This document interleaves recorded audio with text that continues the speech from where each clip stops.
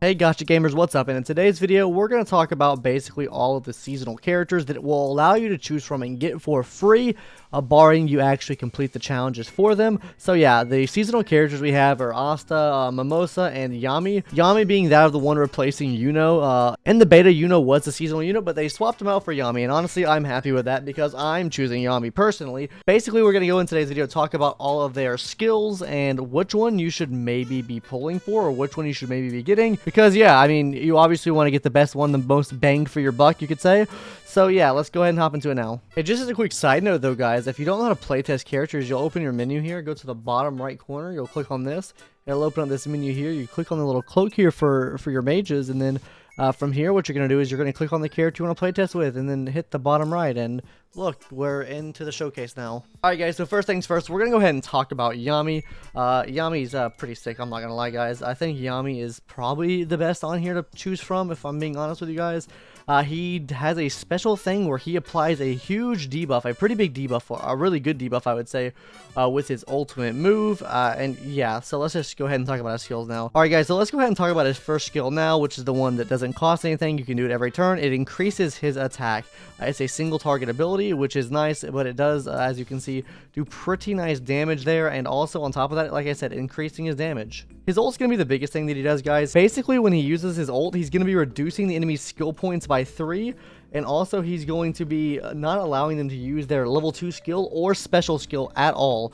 Now, this does attack one enemy, so you could technically target a boss with this move. After you target the boss with this move, you'll basically able to shut that target down for like 2 turns, and yeah, this is just really good. It silences them for 2 turns, which is really, really nice. And what his level 2 skill is going to do is going to apply a healing block to all enemies, and on top of this, is going to give extra skill points to Yami as well. So this means you're charging that ult up that much faster whenever you use his skill. And finally, when you get him to LR, this is going to be increasing his damage by another 15%, which is really nice.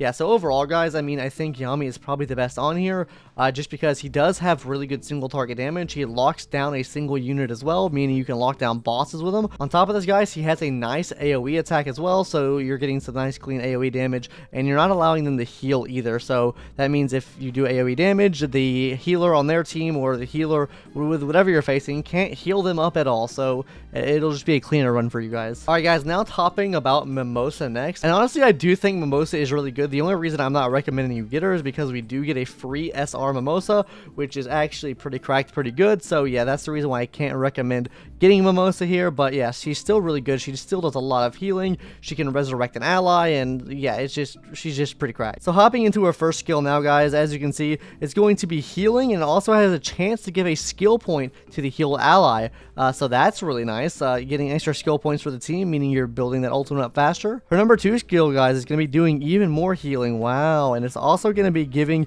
increased block effect to the team as well, so that means they're going to block attacks better. And then finally, her ultimate. Her ultimate is going to be doing a revive, basically, if you need to revive someone in your team. And it's also going to be giving a defense increase to the whole team. Now, like I said, guys, she's a really cracked healer, but overall, I can't recommend her just because we do get a free SR Mimosa in the game. So yeah, let's go ahead and talk about Asta now. Alright guys, so Asta's main attack here, his first attack, is going to be getting him attack every single turn. Every time he uses his ability, he's going to get 1 stack. If you see here in the bottom left-hand corner, he's getting these stacks up. Each of these stacks gives him 2% of increased damage, up to 10% increased damage overall. You can only get 5 stacks. And yeah, I mean, he's decent. He's alright. I think he's better when he becomes LR, because when he gets LR, he gets a bigger damage increase. So yeah, I just think he's better LR than he is SSR. Now talking about a second skill, guys, basically he's going to give him more action power, and it's also going to give him another attack buff as well. Keep in mind, this only does attack one enemy as well, so yeah, I mean, that's pretty cool, I guess. And then finally, guys, his ultimate move. His ultimate move is probably the coolest, just because whenever he goes in with the ultimate move, he's going to be getting increased damage. On top of that, he'll be getting an extra attack as well. If you look here in the bottom left, normally you would get like the full bar after using the ultimate, but with this, we got that extra turn now. So yeah, now he can just go back, attack again. Yeah, whip, yippee, look at this, bing bong, he's attacked him, and now I get the full energy because we're out of his extra turn.